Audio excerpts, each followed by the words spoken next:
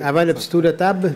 Oui, Lucille Mété, Henri Lamoureux à Iberville. Le stationnement incitatif, là, je suis un petit peu tard là, pour en parler, mais est-ce que vous avez déjà envisagé d'en créer un à Iberville ou Saint-Athanas? Au lieu de tout le temps grandir, on apprécierait vraiment ça, avoir des choses, nous autres, à Iberville? Si vous me demandez si moi j'y ai pensé, Ben, non. vous Non, moi, j'y ai pas étant- pensé. Est-ce qu'il y en a d'autres qui vous en... Bien, probablement ont que pensé? ça a pu être parlé dans le passé, mais premièrement, ça prend de l'emplacement, puis deuxièmement, ça prend beaucoup d'argent pour le faire, mais c'est pas impossible à faire. Mais Et je quand- pense que ce serait peut-être pas je suis pas en campagne électorale, mais je pense que ça serait peut-être pas un mauvais coup.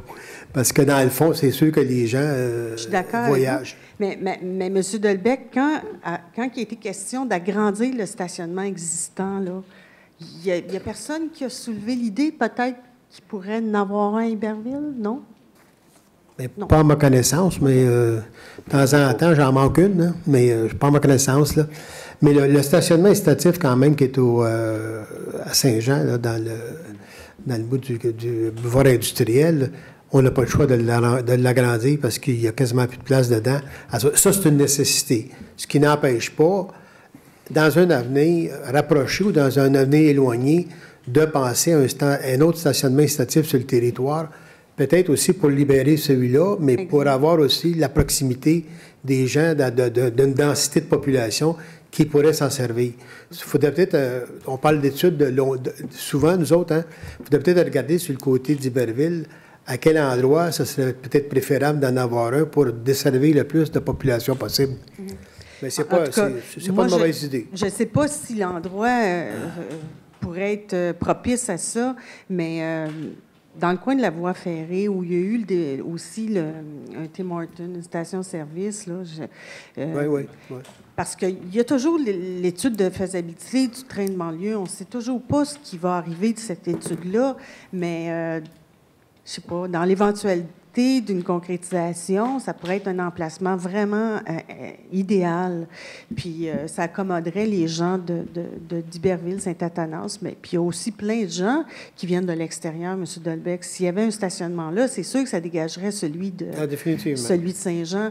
Alors, tu sais, moi, j'ai vu dans le journal, puis t'as dit, j'ai manqué quelques séances, malheureusement, mais là, je vois qu'il y a une dépense de 63 000 qui va être faite, quand peut-être la dépense aurait pu être faite pour envisager un endroit à Iberville. En tout cas, là, je vous l'ai dit.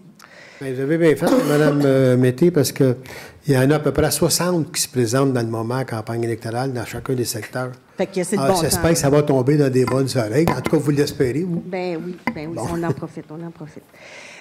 Deuxièmement, tantôt, je vous ai vu adopter une résolution autorisant la signature d'un protocole d'entente. Et vraiment, j'ai de la difficulté à cacher mon inquiétude, surtout face au dossier que je suis venue questionner là, cette année, en début d'année, que je vous ai dit que j'avais fait une plainte au ministère des Affaires municipales. Et honnêtement, je n'ai pas eu de réponse à mes questions. Et dans mes questionnements, en fait, dans la plainte, c'est qu'il y a eu, entre autres, l'autorisation de la signature d'un protocole d'entente dans laquelle, finalement, je pense que les gens ici ne savaient pas, mais l'excavation du lac et du canal a été faite par la Ville au lieu du promoteur. Alors, moi, je vous ai sensibilisé au fait que ce serait important de ne pas signer des chèques en blanc, d'autoriser peut-être la rédaction d'un protocole d'entente, mais de venir l'adopter avant de signer un chèque en blanc dans tout ça.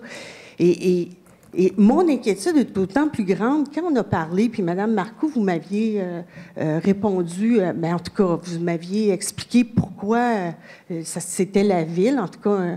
Mais l'autre objet de la plainte, c'était l'échange de terrain, des terrains de l'île Sainte-Thérèse, le lac et tout ça, contre des terrains de la rue Godette.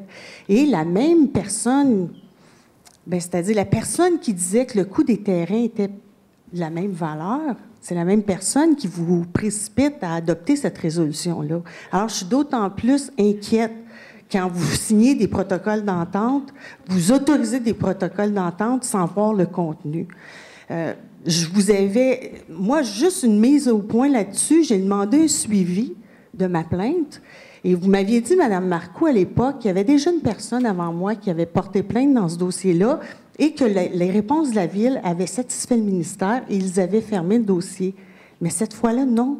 J'ai appelé, ils m'ont dit que la plainte était sérieuse, suffisamment sérieuse. Ils l'ont transférée au commissaire aux plaintes.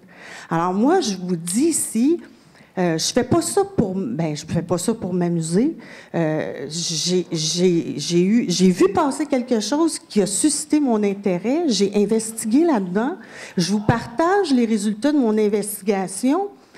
J'aimerais ça que vous portiez attention à des signatures en blanc pour des protocoles. Bon, maintenant, ça m'a fait du bien d'en parler. Merci beaucoup.